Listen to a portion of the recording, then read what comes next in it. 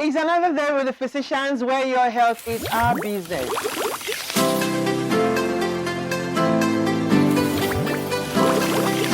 growth towards the end.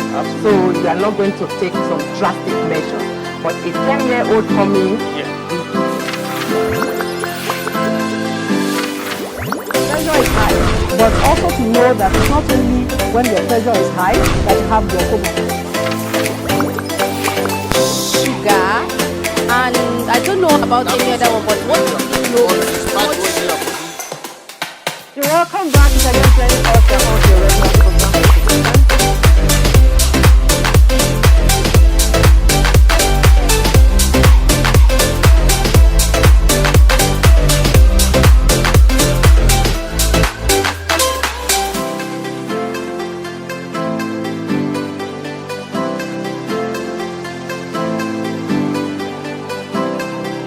One of the most important healthcare services is emergency medical service, as it plays a vital role in saving people's lives and reducing the rate of mortality and morbidity.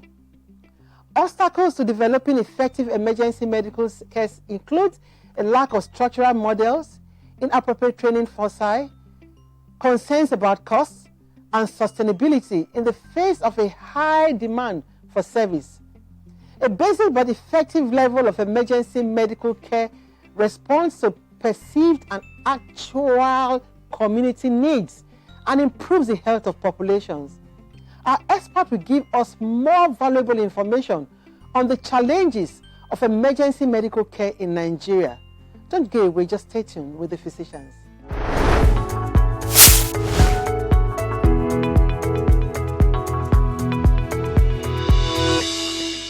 It's another day with the physicians where your health is our business.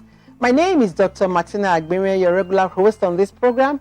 And of course, my co-host, Dr. Yusuf Memuna Kadiri, is unavoidably absent today.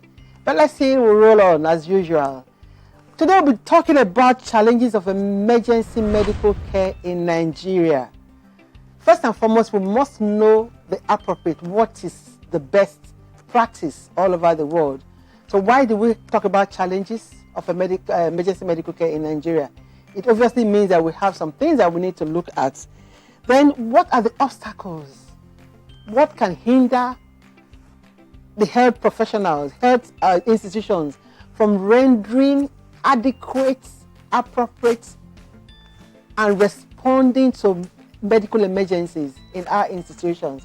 Well, in the course of the program, we'll talk more because our guest is very, very, very vast on that field. I'll be back after this timeout. Don't go away.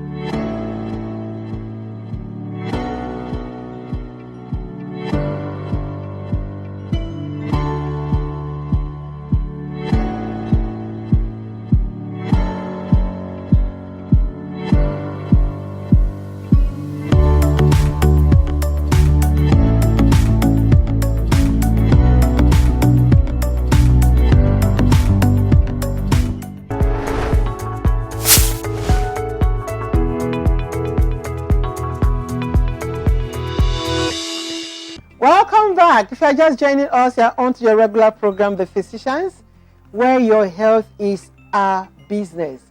Today we'll be talking about challenges of emergency medical services in Nigeria. And with me in the studio is a consultant orthopedic surgeon, Dr. SEYI IDOWU. You're welcome to our program. Thank you. Thanks for having me. Thanks a lot. Yes, it's nice to have you back again. We're talking about challenges of emergency medical services in Nigeria. So what it simply means that if we have challenges, it means we are just deviating from the normal. So let's first of all know what is a normal. What are we expected to know before knowing that there is a challenge? Thanks, Dr. Agbere. So it's a very interesting topic. I think the recent problems with COVID has exposed us as as a nation with COVID the healthcare system. was a load.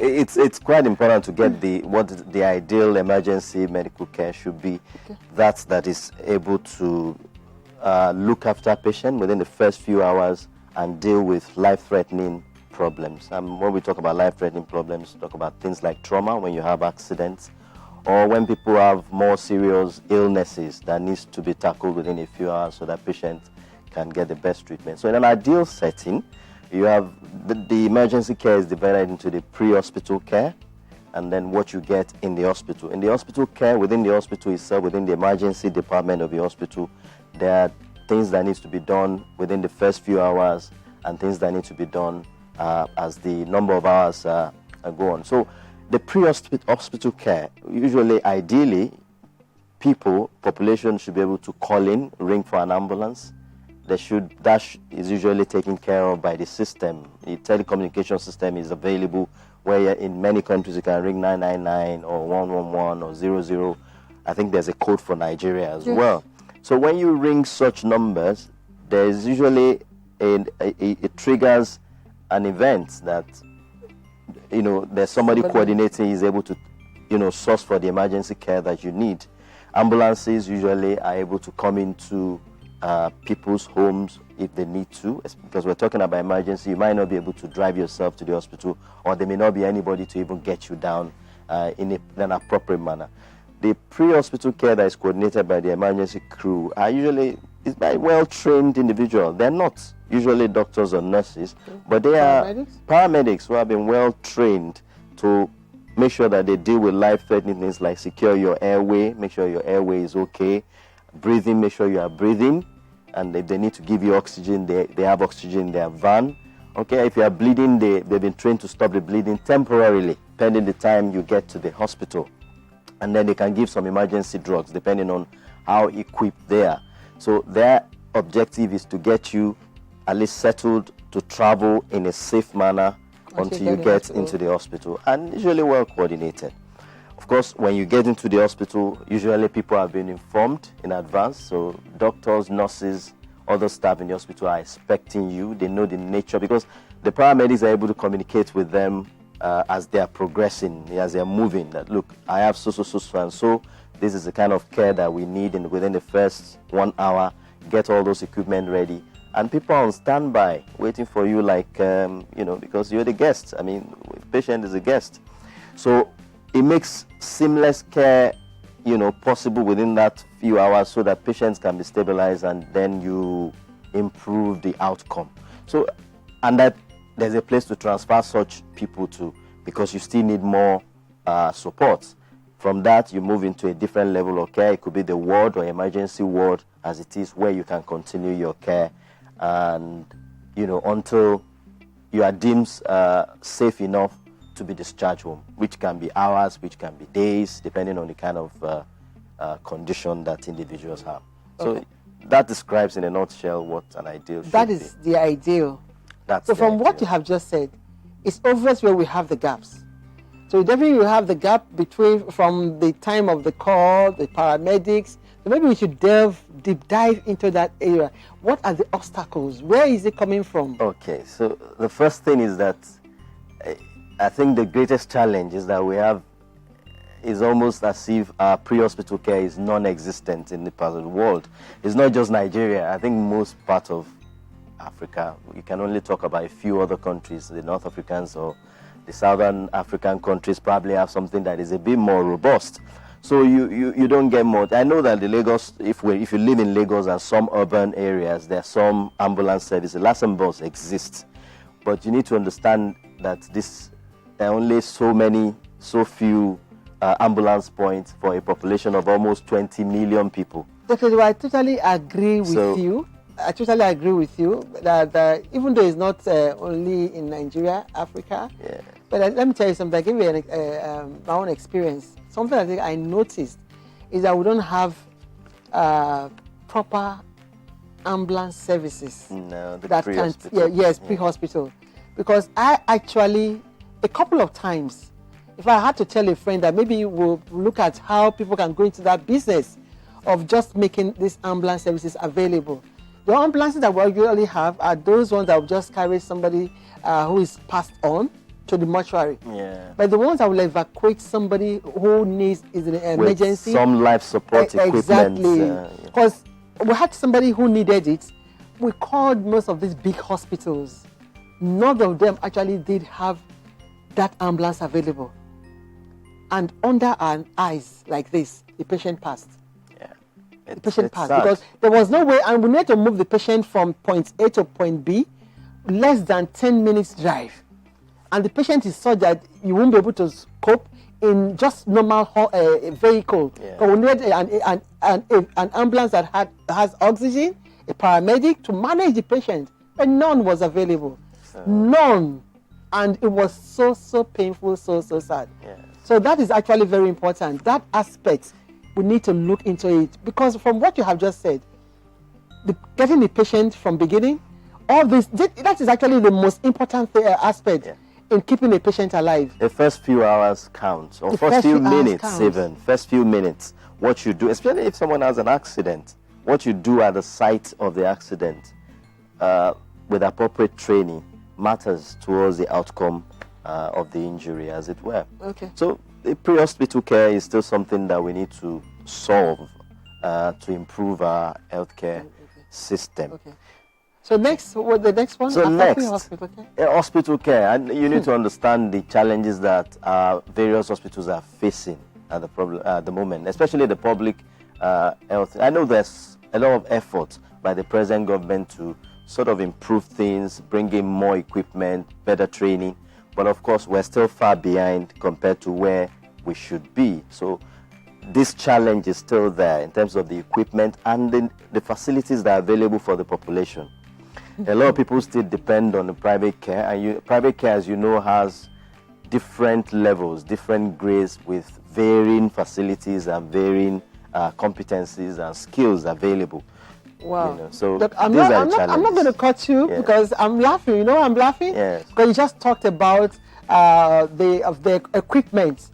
I laughed because how about those that will man those equipment? How about the doctors? So, don't talk. We'll be back. I will come back to you. So we'll deep dive more into that because we know that we have challenges. And talking about facilities are being available, how about the personnel, the people that are there? We'll talk more about it. Well, I'm sure you're actually getting what Dr. IDOWU is talking about, emergency care in Nigeria. How is it going? We'll be back after this time. I'll just stay tuned.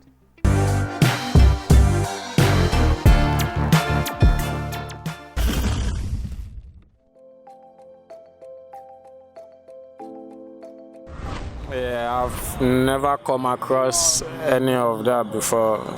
Yeah, not really. A friend of mine and the people that stay around me, sometimes when needed this emergency medical care, sometimes you don't really get them at that exact time you want them. Yes, we have a lot of challenges when we are talking about emergencies. Government should try and improve on the medical sector in Nigeria. Yeah, they are not really handle the chaos. It can still be improved on in the terms of timeliness and effectiveness. You want to get across to any hospital and other thing, you can't get because of the bad network and other in the country. You know, at times when there's an emergency, people crowd the point of emergency. There must be ambulance in every junction on the road. Our government should just try and improve on our medical facilities generally. We really need government to look onto this and to provide more equipment like the emergency care boxes to be available in every area.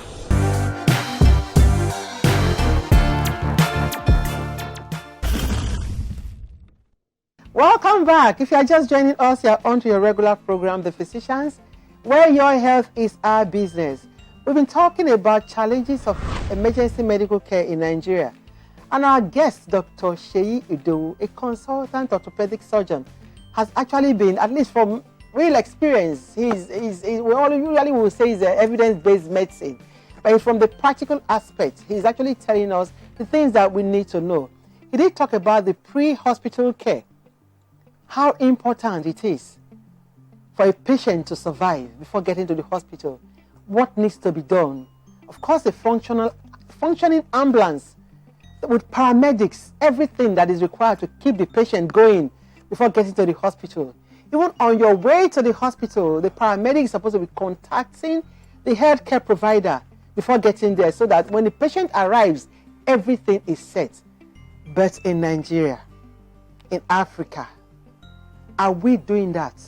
Well, this is our business. So let's talk more with our guest. Dr. SEYI, you just talked about the pre-hospital care. Yes. And we're talking about the obstacles. Yeah. Do you want to deep dive into more of the obstacles? So more of the obstacles We talked about the facilities. That was where we stopped for one of Okay, facilities. Before we actually get to facilities, you need to remember that if we're talking about pre-hospital care, our roads have to be good. So, and homes have to be accessible. So how many streets are very easy to access? Google is your friend. So you see these challenges, infrastructure, our infrastructure. And then, of course, culture, an obstacle. How many of us actually stop for ambulances on the roads? Because you need to remember that it could be anybody, and that takes priority. The patient needs to get to that where is right. How many care. posts for ambulances on the road? But really, we have gotten to the situation where you have ambulances that they don't even have patients, but they keep playing the siren. They abuse things. So it just tells you the culture, how we value these things and our cultural values. But we are supposed to have law enforcement people. Well, you can say it for yourself. We all know we live in Nigeria. So you see it on a daily basis on the roads, on our major roads, and you see how difficult it is to get people from point A to B. Then facilities, you talk about the hospital, you wanted me to talk about the personnel, but we can still say facilities need to be more. We need to improve on our facilities such that they can look after patients for critical care within the first few hours when they require it. Then in terms of personnel, to be honest, I think it's more of retaining the personnel. That's the greatest challenge that the country has had. There's hardly any specialty of medicine that you won't find anybody that is well read or proficient in that is a Nigerian. So the problem is, are you able to retain them? Are they empowered? Are they properly rewarded? Because you need to remember that you have to keep these people happy. You also have to continuously train people. No matter what level of training people have at the moment, they have to improve on their which we call the continuous medical education. But if these things are really in place, then why do you have so much exodus of doctors? So it's not only doctors, now even nurses. Most of the paramedics are even leaving. COVID didn't even make it more interesting. Yes. After the COVID, a lot of people have left. Yes. So the point I'm making is that it's not that there are Nigerians who have the skills, but like you said, are you able to retain them? So they're not available to work in their own country, then we're still in trouble. Okay, now we've talked about the obstacles. Okay, so now let's go to how it impacts on the health of the population. Okay. It definitely has a lot of impact, because you need to remember the most important aspect of healthcare is the primary healthcare. And of course, emergency medical services also falls under the primary healthcare. That is where the patient should present first, and then patients as quickly will do what we call prioritization. We have names that we call it within the clinical setting to determine the immediate life-threatening problems and then begin to solve them in that order of priority. It's only when you're getting to the the lower levels of priority that you probably require secondary care or tertiary care, which of course the primary healthcare provider who are properly trained can refer you for and make sure that you go to the appropriate place to get the tertiary care.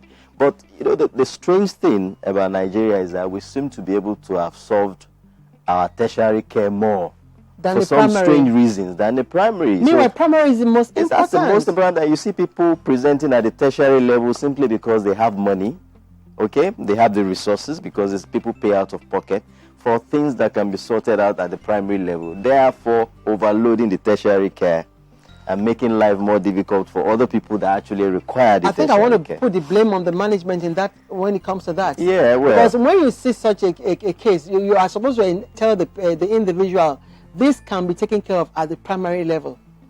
Because I know very well when most people go to the tertiary institution, they ask you, where is your referral letter? If there's no referral letter, they won't attend to you. The problem again is that if you keep turning everyone back, the government that owns the hospital begin to raise eyebrow. Why? So we've just had a system that is a mix. We still have tertiary care, creating a small, like a general patient department, to look after primary health care problems, simply because people just don't believe they needed to go through the primary health care setting to get to the tertiary centers. Okay. So we need better organization of the whole system. Yeah. So how does empathy pose as a challenge? So I don't want to think that the Nigerian has no empathy. I think we're all born as Africans. We have empathy, and I know where you're going in terms of people's perception of especially the public health institutions. Yeah. I think the problem is that you have to understand that a lot of these staff members are overworked. They're working in not very conducive environment. It's not when it's not in a place that is not well ventilated and you're expecting the nurse or the doctor to be very polite, to be honest. I'm not justifying or giving excuses for bad behavior, but all this have to be taken together in one, make sure that they are well motivated. And then you can then challenge them and say, well, we've put appropriate infrastructure in place. You have no excuse but to be very sympathetic to patient's problem and make the patient the focus, which of course is the ideal. I mean, you shouldn't be looking after people if you don't have a heart of gold, as we're all taught. Yeah. We're talking about challenges, right? Yes. Emergency. Is COVID an emergency? It can be. So if you're asymptomatic, you're lucky, you're going to sit at home and watch TV and self-isolate, and then you'll be posting things on social media. That's when the news is still good, isn't it? If you develop respiratory problems, for instance, and you're struggling to breathe, it becomes an emergency. So you need to go to a center where people can look after you properly, make sure you have oxygen, make sure they monitor you so that things don't deteriorate. So no doubt COVID is an emergency, if that is the answer. And I think, in fairness, I think we learned some lessons. I want to believe that there were some positive, aspect. For once, I saw the private sector, the private sector in Nigeria trying to raise a lot of money, trying to develop infrastructure, even within the public health institution. And, examples of that abound all over the country. People in the private sector coalition building infrastructure in public hospital just to make sure that we're able to contain or we are prepared for this. I totally agree with you because I want to, from experience, okay? I had the coronavirus. I was admitted at the Yaba Isolation Center for 2 good weeks. About that. And at the COVID ward. I didn't believe I was actually in Nigeria. In fact, you won't believe that you're in a government setting. Yeah. So it just means that it's when only the private sectors get involved that will do something that is good. Government can't do it alone. That's true. Because all over the world, you can't leave healthcare management to government alone. If you go to the countries where they've got this right, there's a lot of funding that comes in from donations. People do endowments. People drop their wealth when they die just to make sure they solve a particular problem. And of course, generation of patients keep benefiting from such endowment. So I think we need to start thinking inwardly. That goes for the empathy question that you asked me. As much as you expect empathy from staff, healthcare workers, we as the public itself need to develop some empathy. Anybody can fall sick at any time. If you know you can do something that will help the system, just do it in terms of voluntary service. Thank you for coming on the program again, Dr. IDOWU. I really appreciate you. Thanks for having me. And for our viewers out there, thank you for staying with us. And I'm sure you have learned a whole lot. We talked about the challenges of emergency healthcare in Nigeria, how to cope if you're in such a situation. We have the number that you can always call. Ensure you go to hospital when you have an emergency. Let your relative call. When you get there, they handle emergency cases very promptly.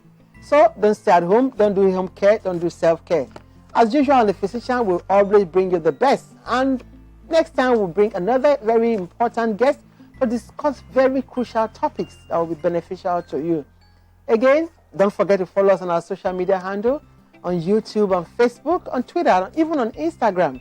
And if you want to be part of this program, just a click away. just send us an email and you'll be our guest. Till next time, stay blessed.